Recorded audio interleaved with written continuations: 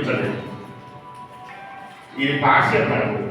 మళ్ళీ వేరే వృత్తులు లేదా కూలీకి వెళ్ళడము, ఇతరత్ర వ్యాపారాలు చేసుకోవడం అనేది జరుగుతుంటుంది.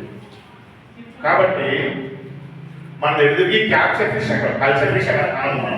మనం ఏదైతే గ్రామ పంచాయతీ చెరువుల్లో ఎంఐ ట్యాంకులు అంటే మైనర్ ఇరిగేషన్ ట్యాంకుల్లో చేపలు వేస్తున్నామో వాటిని మనం క్యాప్చర్ ఫిషరీస్ అంటాం. కల్చర్ అనడానికి లేదు.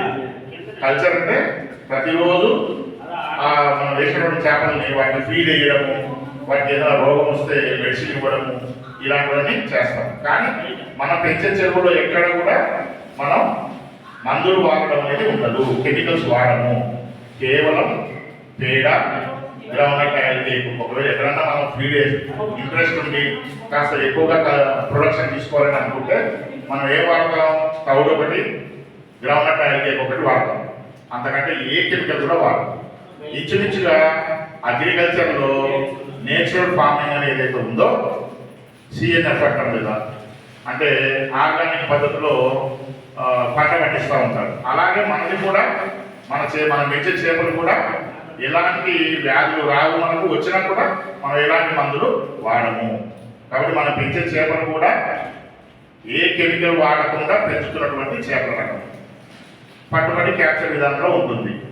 ఈ విధంగా మనకు 16,100 టన్నులు గత సంవత్సరం మనం ప్రొడక్షన్ చేయగలిగాం.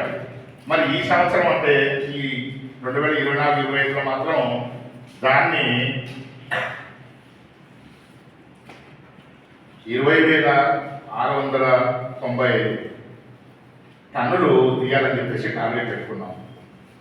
మరి మనకున్నటువంటి 12,000 హెక్టార్లకి 20,695 టన్నులు ఎలా తీయగలుగుతాం అనేది క్వశ్చన్. మనకున్న వాటర్ సోర్స్ పెరుగుతాయా? కొత్త చెరువులు ఏమైనా వస్తాయా? కొత్త చెరువులు రావు కదా.